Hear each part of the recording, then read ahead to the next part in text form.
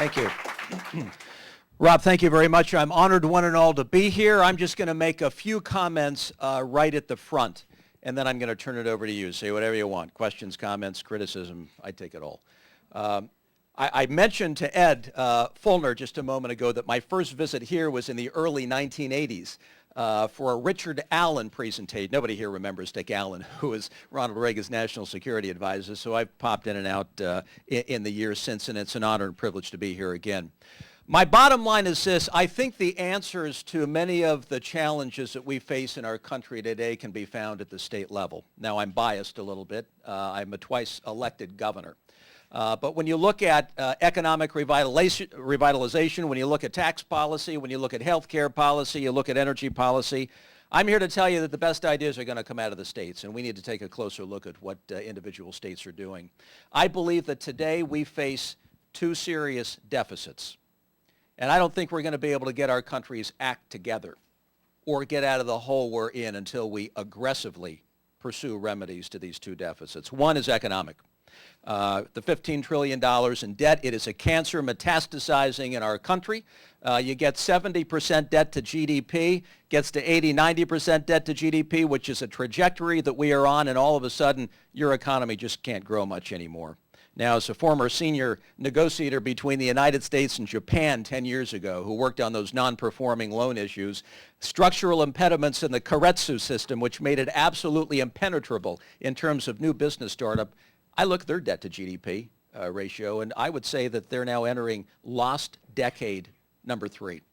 So I say that's our choice, folks. If we keep doing what we're doing, I would argue if we maintain this trajectory that we're on without getting serious about debt and spending, that's why I love the Ryan Plan. I've embraced the Ryan Plan. I think it's the right measure going forward because of the very aggressive approach to cutting debt and spending, $6.2 trillion over 10 years.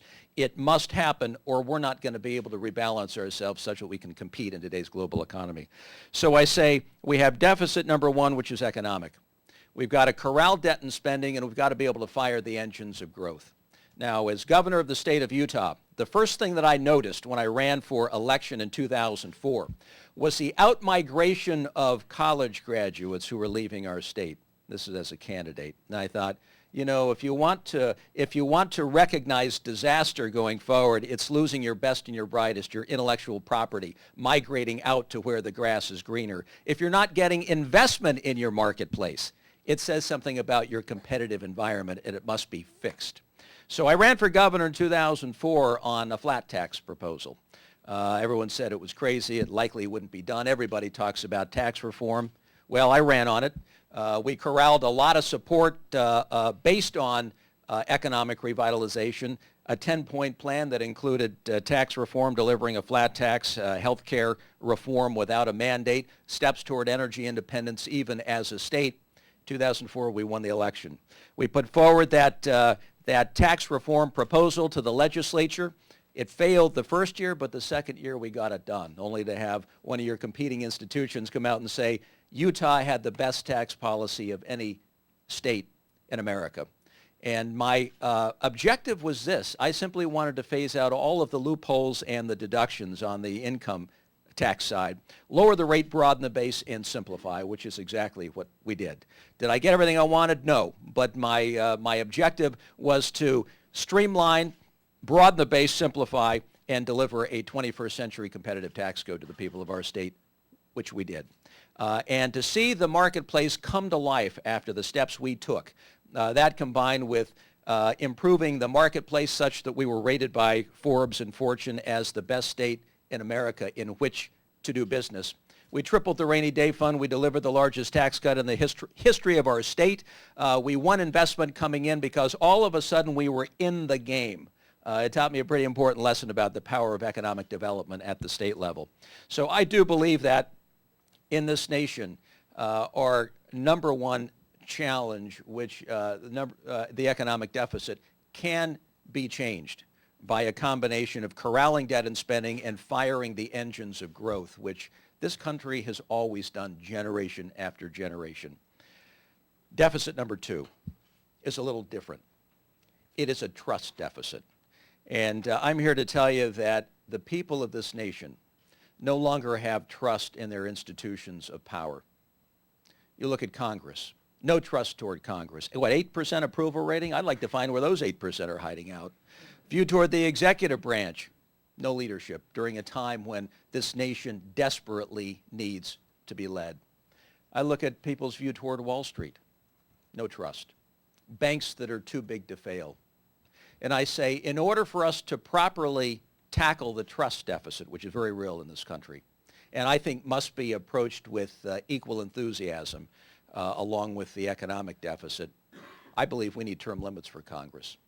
And I believe we need to infuse a little confidence in the system by figuring out how to close the revolving door that allows members of Congress to file right on out and into the lobbying profession where they're able to trade in on their relationships and insider information. And I believe at some point we're going to have to be courageous enough to look down Wall Street and say, banks that are too big to fail isn't long-term a good strategy for this economy. You can fix taxes, which we desperately need to do to get back on our feet. You can streamline the regulatory environment, which we must address as well. And you can take steps toward greater energy independence, which I think this nation is ripe to do.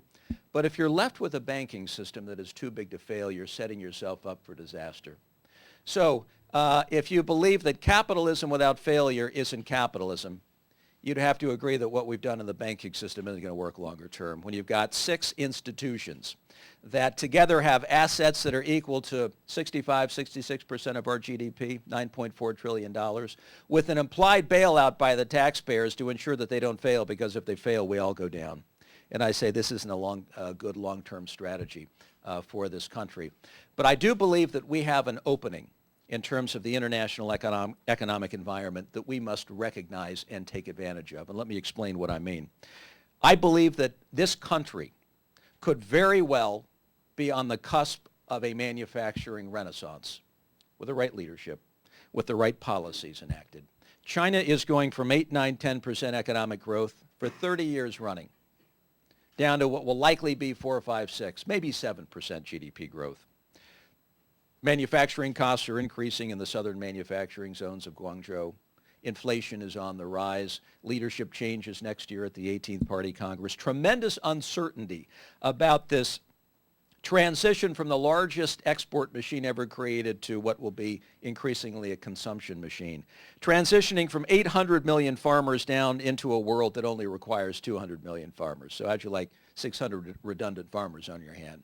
So as this transition occurs, I believe unemployment is going to rise. And as unemployment rises in China, so will uncertainty.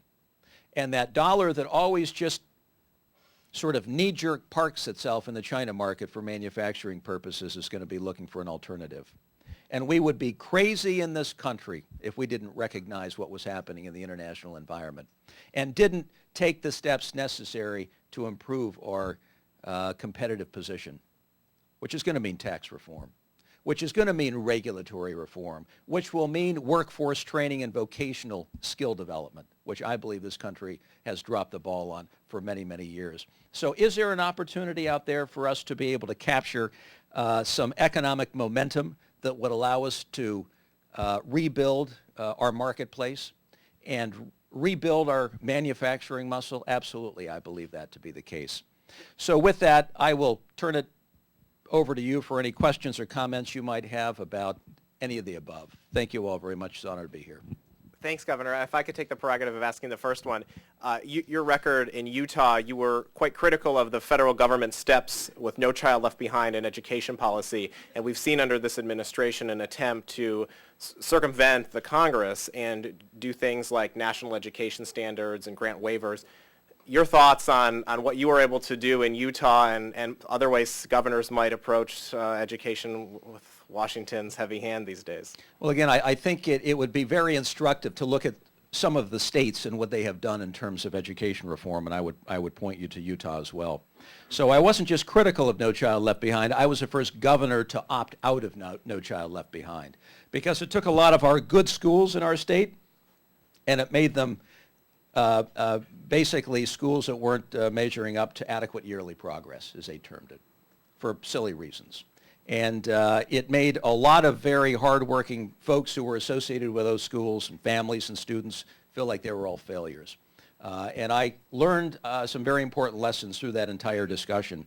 Number one being, I'm still trying to find the value added of the Department of Education. Now, I don't say that as a political bromide. I just say it as a realistic, pragmatic governor trying to figure out where the value was of the Department of Education foisting these unfunded mandates on us. And I would have to tell you, the more that we can push education policy to the local level, the better off we're going to be. Because parents and school board leaders and local elected officials do not want their schools to fail.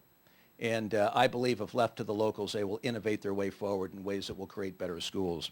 Number two, I also found raising 7 kids, I mean, I've done what ultimately is, the greatest clinical trial one can do, and that's watching kids go through the educational system. You learn a lot from that. So we saw public schools, we saw private schools. My daughter was homeschooled, she's a piano player, and I've seen international schools. I've seen every variation on the theme of education one could ever want to see. And I walk away with that with certain insights. Number one being, we don't have enough in the way of options and choices for our kids. I believe that every child walks in the classroom with a different approach, temperament, and aptitude toward learning. Every child learns a little bit differently, and that one-size-fits-all approach to education just doesn't serve our interests very well.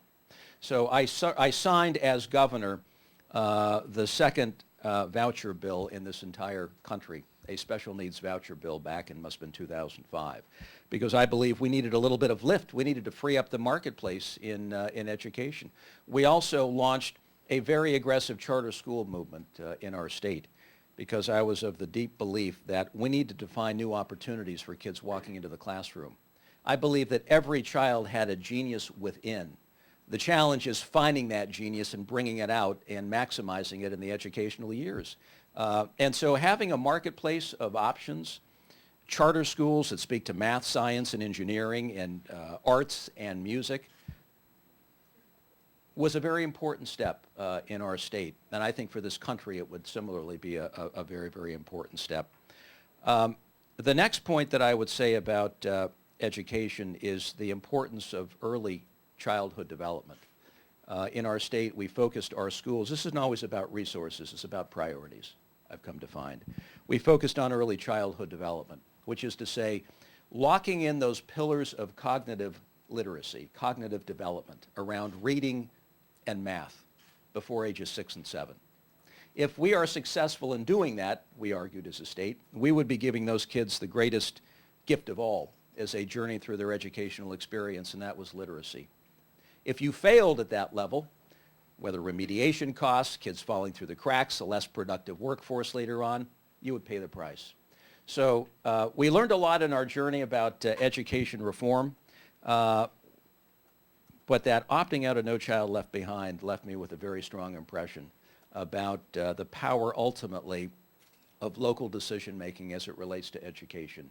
And the centers of excellence that can be created at the local level that many throughout the nation can learn from. And I'll just cite one of them that I launched. And that was infusing 21st century languages into public schools.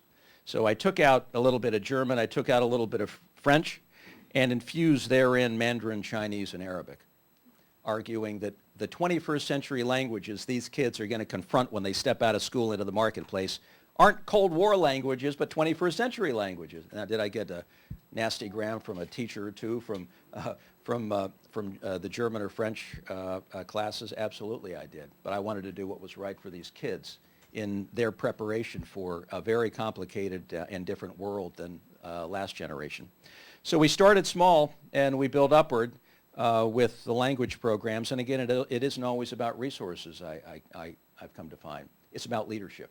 It's about setting priorities as a leader that reflect our place in time and whether or not it is relevant with the 21st century that, in this case, the kids were about ready to step out into. So we can do a whole lot with local decision-making for education policy. I saw it firsthand as governor, and I think there are a lot of great lessons that can be learned about how we can improve our school system and prepare our kids for the 21st century. by looking a little more closely at what certain governors have done. Questions? Lachlan. Do you believe that human activity is significantly or primarily contributing to the Earth's warming climate?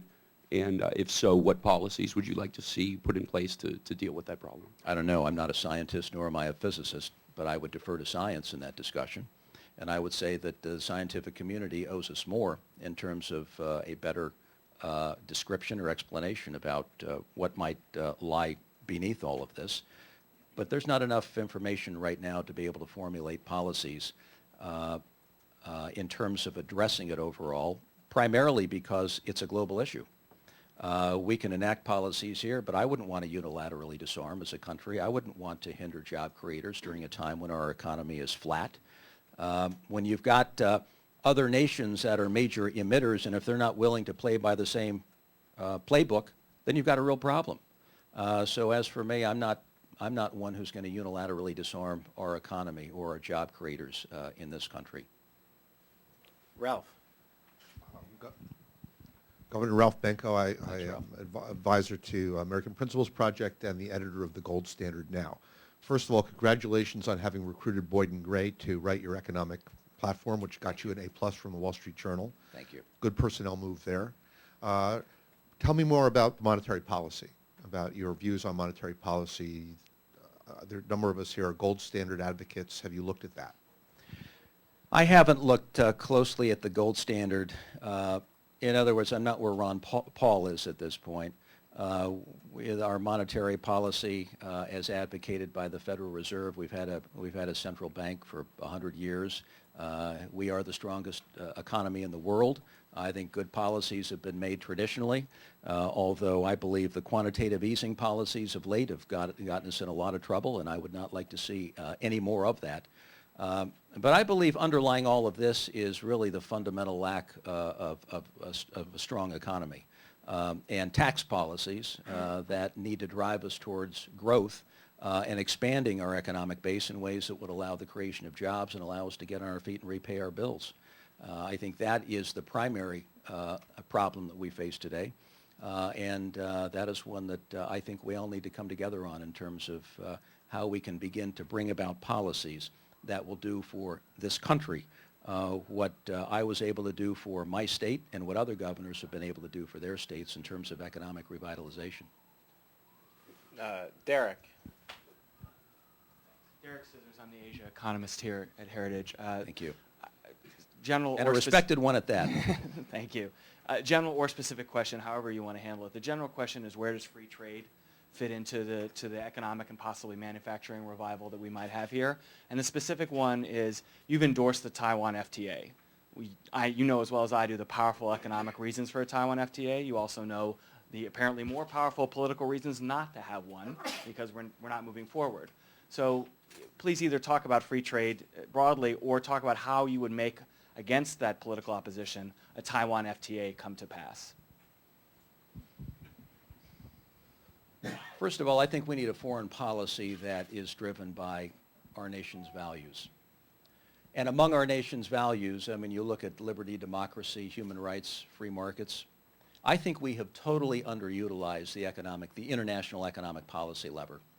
I think we've completely been out of the game in recent years in terms of interacting with nations of the world with respect to free trade, investment, and international economic interaction. Now, as one who worked in the previous administration as United States Trade Ambassador, one who was involved in the Singapore Free Trade Agreement, so one who was involved in the Australia Free Trade Agreement, and the early steps taken with regard to the agreement with Korea. There's a lot that we can do.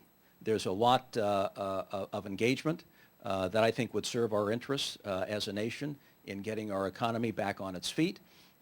We forget that 95% of our customers live beyond our own borders. We don't recognize that sometimes. And I believe that this is also a weapon of stability that we sometimes underplay. That is trade and investment.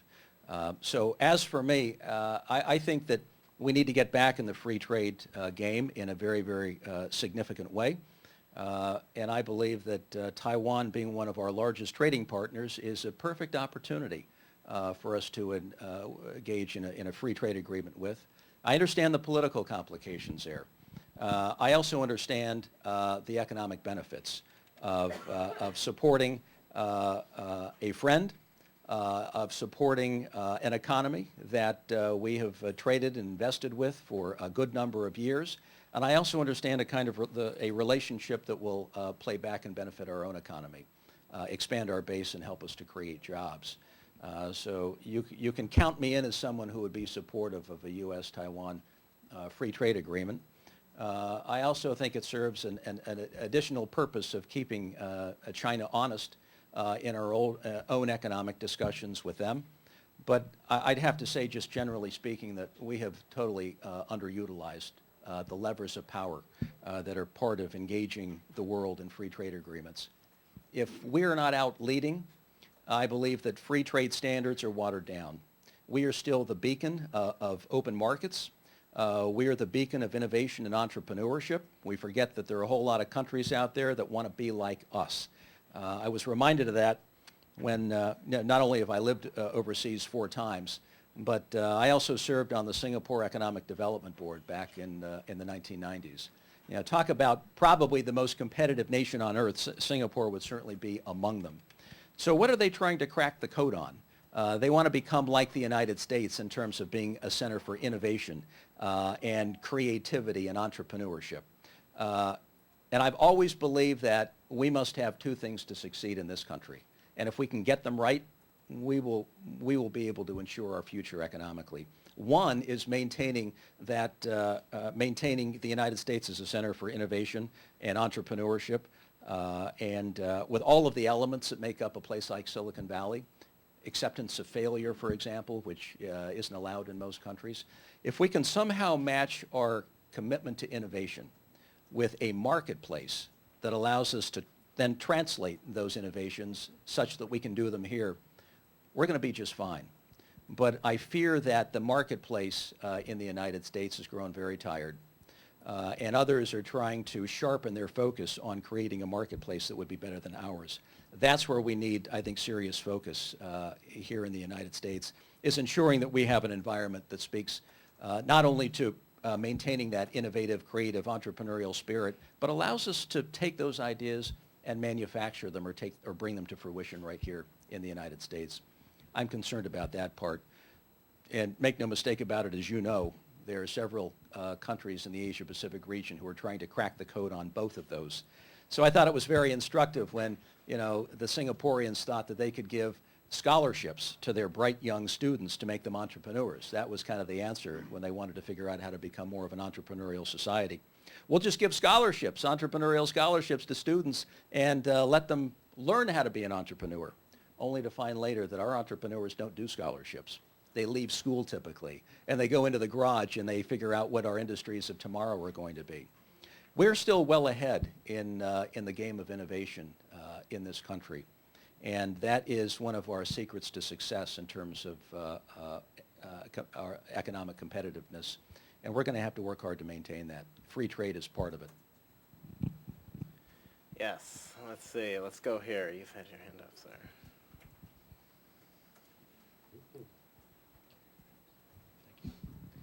Hi, Governor. I'm Evan Lehman with ClimateWire. There are international negotiations on climate change going on now in South Africa. Do you support the United States goal of reducing emissions 17% by 2020? And if so, what steps would you take or should the states take to meet those goals? I think our goals need to follow some recognition of science by all of the major emitters, and I'm not sure that is the case today. And therefore, our goals become a little problematic. We can pursue goals and have remedies in terms of how we're going to achieve those goals, but if we're reading from a different scientific text than the Chinese or than, say, the Indians, then I think we're going to come up with different policy fixes that might make our own journey more onerous than that the Chinese might be taking, and it might debilitate economic recovery in this country or hobble job creators, and I think that would be a very bad outcome. So before we start talking about goals in a broader sense, I think there has to be some recognition of some sort of harmonized approach to reading science and the implications of emissions. And then from that, once the major emitters are on the same page, then figuring out what the policy remedies ought to be from there. We're not to that point yet, and I think it will be a while until we get to that point. So I say before we start setting goals going forward, I think we need to kind of step back and make sure that, you know, we take some effort to make sure that people are on the same page from a scientific standpoint. Matt, up here. Governor, Matthew Boyle from the Daily Caller. You've asked for the president to ask for Attorney General Eric Holder's resignation. Can you explain over Operation Fast and Furious? Can you explain why Operation Fast and Furious rises to that level? And can you explain what steps would you take? Would you recommend the current administration or future administration take to repair relations with Mexico in the wake of the scandal? It was a bungled operation, and you lose weapons in Mexico that are then used against you. I say somebody ought to take responsibility for that. As somebody who's worked as a chief executive and run complex organizations, I say there needs to be some responsibility taken. It was a bungled operation. The Attorney General ought to take responsibility, and that was behind what I said. With respect to the overall relationship with Mexico, we've got some work to do there. So when I gave a foreign policy speech recently, one of my planks was to make sure that we have a strong Western Hemisphere policy. You know, we're focused on Southwest Asia. We're focused on the Middle East. That's taking a lot of the bandwidth out of our discussion on foreign policy these days. And I believe we're leaving behind the Western Hemisphere, and I think we're suffering because of that. So we're only as good as our own backyard, and I believe our own backyard is withering. And when you've got a cancer metastasizing in Mexico called corruption, you've got a problem. And when you've got narco traffickers and terrorists in Mexico who are running roughshod over local officials, you've got a problem. So I say we need some stepped up engagement.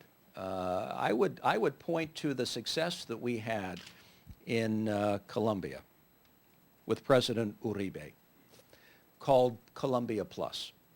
And I believe that kind of stepped up interaction, whether it's military to military enhancement or whether it's law enforcement to law enforcement enhancement, we need them both. We've done a little bit of it in Mexico, but not enough. And I'm concerned about it because this is our backyard, and we need to make sure that there is stability in our hemisphere. And I would be an advocate of doing something in Mexico that is akin to what we have done in Colombia, some sort of Colombia Plus, a Mexico Plus stepped-up program that targets the problems that exist and ultimately allows us to sit down with Mexican authorities to talk also about corruption, because I believe this is at the heart of what we are facing. Thank you. Okay, Will. Governor Will Estrada with Homeschool Legal Defense. The question about the United Nations. There are numerous conventions and treaties. One which concerns us is the Convention on the Rights of the Child because of threats to parental rights, but there are others out there, the Law of the Sea Treaty. What do you think the United States' role should be in the UN, and are there any concerns that you have with some of the conventions that are out there? Law of the Sea would be one of them.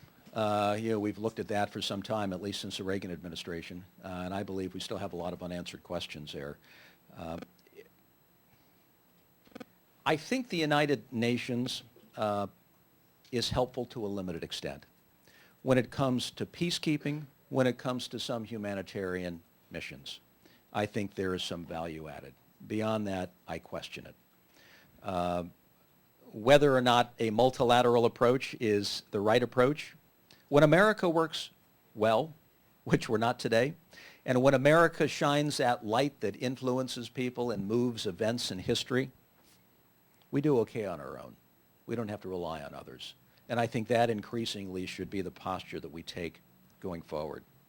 So in the case of Iran, for example, I guess we could go back to the UN Security Council for additional sanctions, but that's not going to do anything.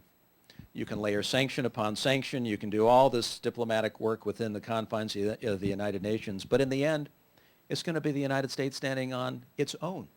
We need to face that reality. We can go to the Chinese, who are going to rebuff us. We can go to the Russians, who are likely to rebuff us. We can take a look at the annex that now, with respect to Iran, needs to get very specific about individuals and companies, banks, and trading houses in order for the sanctions to have any effect. But nobody's going to play ball with us. So we'll be standing alone. So I say, when I look at the United Nations, I say, where's the value added? I can see a bit on peacekeeping, and I can see some on the humanitarian front. In terms of overall, and maybe a little bit on sanctions, now and again. But in terms of our relationships abroad, we're left to ourselves in most all circumstances. I would say that we're better off that way. I really do, because it allows us to project and lead based upon our values, not always shared by people at the United Nations. I don't like the anti-American bias. I don't like the anti-Israel bias that is inherent in the United Nations. We've had to deal with that with many years. So I guess, I take the good, the value added, and I try to dismiss the rest. And I say increasingly the United States will be left to do what it needs to do on its own without the help of others, because there is no leadership in the world today. We are it. Right here, up front.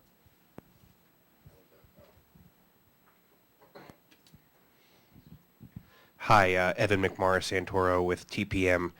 Governor, you've talked a lot about consistency on the campaign trail. You've made it a big part of what you're talking about. You've talked about your opponents and their consistency issues. No. No, this is a question about policy. Okay, what's the question? Aren't you sort of changing your tune about climate change here? Didn't you say before that you thought, if 90% of scientists think it's real, that it's probably real?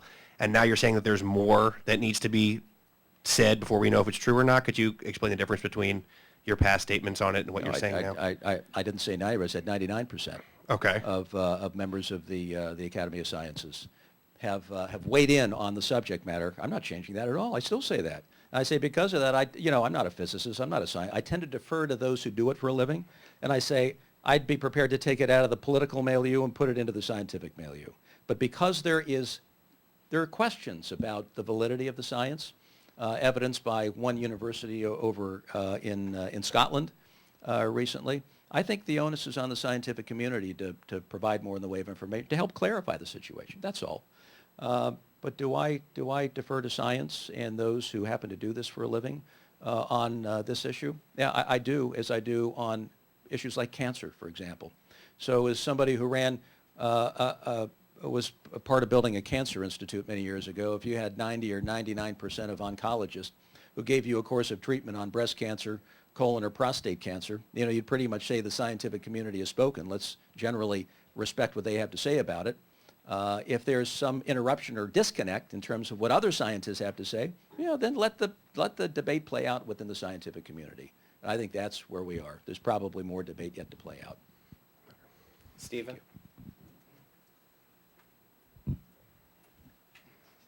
Hi, Stephen Gutowski from mrctv.org. My question is about media bias. In the recent debates, many of them are hosted by national networks that most conservatives consider to be liberally biased, and we've seen that with Brian Williams questioning Rick Perry, how does he sleep at night because he supports the death penalty. What's the question? The question is, do you feel that you're getting a fair shake thus far in the primary, and do you think No, we can't go there. We can't go there. I mean, okay. if you want him to talk about media bias, I think we can talk about media bias in general, but I don't want to go All right, well, what's your opinion on media bias? How would you approach the media if you became No. That's not a policy question. Yes, go ahead, right here, sir. Governor Huntsman, Thomas Kenny. I want to follow up on the education question because in 1940 we had 120,000 municipalities that had an education board. Now it's 15,000 roughly. And so we've seen a centralization of education. Secondly, in 2009, I believe it was, Obama killed the voucher program in D.C., which shows you the frailty of a federal voucher program. I want to know as a follow-up, and you said it was sort of it wasn't a political bromide, but really, what are we going to do with the Department of Education? under your administration? No, well, we're not talking about any administrations here. But No, go ahead. under his, if he was Okay, president, yeah, not this no. one. Let, if let- he let was me, president. let me just say, As a policy. hypothetically, I can't find the value added of the Department of Education, period. And beyond that, where did you want to take the question? How do you promote the rebuilding of municipalities and educational boards in states and localities, from a federal, constitutionally from a federal position? Because as you get up in the federal government, education is something that should be on the state level. And so is it the priority of the federal government to be involved? I don't think that it is. I think that this is almost exclusively a local domain, and I think it's best managed at the local level. And I do believe that the breakthroughs in terms of how we improve our schools and how we allow our students to get back on their feet in terms of 21st century requirements, I think we're going to learn those lessons from the states. Governors don't want to fail their states. School board members don't want to fail their schools. Parents don't want failing schools. So we should take it down to the local level. You get some pretty intense conversations about how well the classrooms are working. And I think that probably produces the best possible outcome. And we need more of that. We need more of that autonomy at a local level. And that is, if you want to talk about school choice, I'm not sure that you're ever going to be able to, in one fell swoop, have a federal voucher program. I think it's going to have to come from the grassroots up. I think we're going to have to prove the point, school district by school district, until the numbers show something that is instructive enough for larger municipalities and then states to be able to learn from. I think that's the trajectory that likely will spell victory for school choice. And that was what I had in mind when I wanted to start, a special needs voucher program. Let's start with special needs. Let's prove the point there. Let's then move it to a school district and prove the point there. Let's move it to multiple school districts before we move it to the state. And then you've got a legitimate model with enough people that would really allow you to capture some data that would be instructive for other states. I think that's how we're going to get there. That isn't from the top down. That's from the bottom up. Yes, sir, with the iPhone.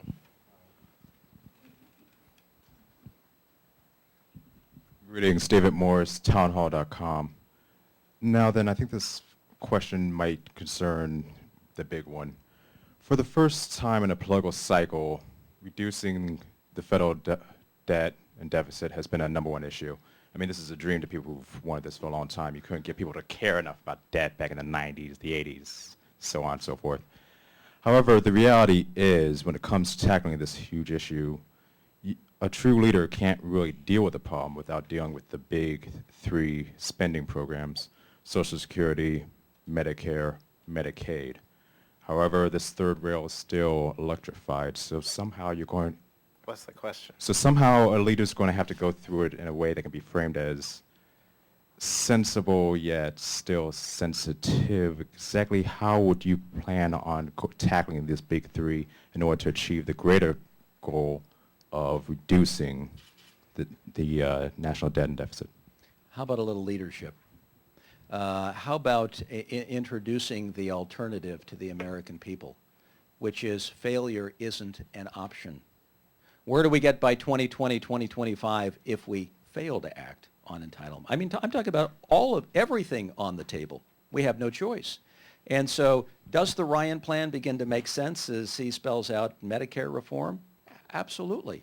Because a defined contribution system, I think, increasingly is where this country is going to want to go in closing the gap on the uninsured generally. And I believe when you've got, a system that says at age 55 and beyond, things stay status quo. I think that's fair. I think for those under 55, we enter a new world where you have a much different arrangement, where you've got a multiplicity of options, more of a marketplace, which is what we tried to do with healthcare reform in our state. We didn't close the gap on the uninsured overnight, but we started a process that I believe in the years to come is going to represent the model that this country is going to want to follow. You can't mandate your way to success. Look at what's happened in Massachusetts, for heaven's sake. I mean, costs are up, $2,500 on average. Quality is down. Emergency room visits are up. I think what Ryan talks about in Medicare is the right approach ultimately. On Social Security, You know, I think a couple of things we just have to be realistic about. We're going to have to take the underlying assumptions for inflation, and we're going to have to peg them more to real wage growth as opposed to the consumer price index. And I would say phase in to the higher income categories a little differently. And I would say there will be a shared sacrifice. There will be a shared sacrifice in this country. Maybe those who are at the top 1, 2, 3% of wage earners in the country, maybe they don't need it. Maybe there can be a shared sacrifice here. Somebody's going to have that conversation. But that also means on the other side, we're going to have to recognize the reality of 1935 versus today on Social Security. In 1935, the average length of life was 61.7, I think it was. So you work for 40 years, you take out 2, that was a pretty good deal. Today you work 20, you want to take out 40, we're upside down. And we're going to remain upside down until we can make some pretty serious adjustments, I believe, on the underlying assumptions for inflation. And then recognize that what we have picked up for somebody born today versus 1900, 3 decades of life, we're living longer. Let's get real about that and push back eligibility. I think that's also a part of the fix. And between the 2 or 3 steps, we can save Social Security. All right, thank you. Okay, we have time for one last question. Khan, you had your hand up for a while. Go for it. Senator Toomey recently floated a tax plan that would have lowered rates, closed loopholes, but overall it would have raised revenue. Is that the type of tax reform that you think we should see here in Washington? Well, I like what I put forward. It's been endorsed by the Wall Street Journal as the best out there. I guess I can say that. And it also plays, so I'm talking about this not as part of an academic theory, but as a practitioner, because the exercise I went through was a very instructive one in Utah. And that was, in order to get the rate down, you've got to phase out loopholes and deductions to pay for it. You raise the revenue, you reinvest it back in the tax code, you lower the rate, you broaden the base, you simplify. That's the only way it can be done. And I say, we're driving, kind of a 1955 Chevy on the superhighway of the 21st century the way we are today. All the while, countries that are our fiercest competition out there, those countries that I've lived in before, they have taken a look at tax policy. They have taken a look at market opening measures. They are educating their kids in ways that speak to the 21st century. And I say we're still a little bit behind here, particularly on tax policy. So I would say phasing out loopholes and deductions in total. Now people say, well, that's a little politically treacherous because, what about the home interest deduction? What about charitable giving? All I'm saying is I want all of it gone. You're not going to have a complete exercise until you can clean out the cobwebs in their entirety and then raise the revenue, reinvest it in the tax code, and lower the rate. That's what I want to do.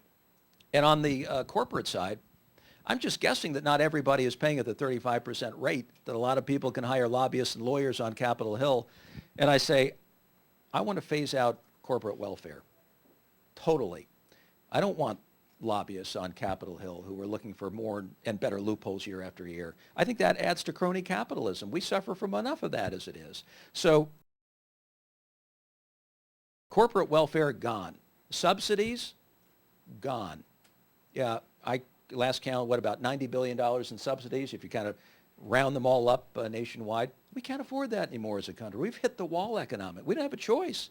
And I say phase all of that out and lower the rate from 35% to 25% on the corporate side. Now, I know some would say the mere fact that you're raising revenue from phasing out loopholes would be a revenue raiser, and we shouldn't be doing that. But I say that's the only way we get to the end point. That's the only way we get our tax system fixed in a way that leaves it fair and clean and prepares us for the rest of the 21st century. I don't know any other way to do it. Thank you. Thank you Governor all very Huntsman, much for thank being here. you. It's a pleasure. Thank you.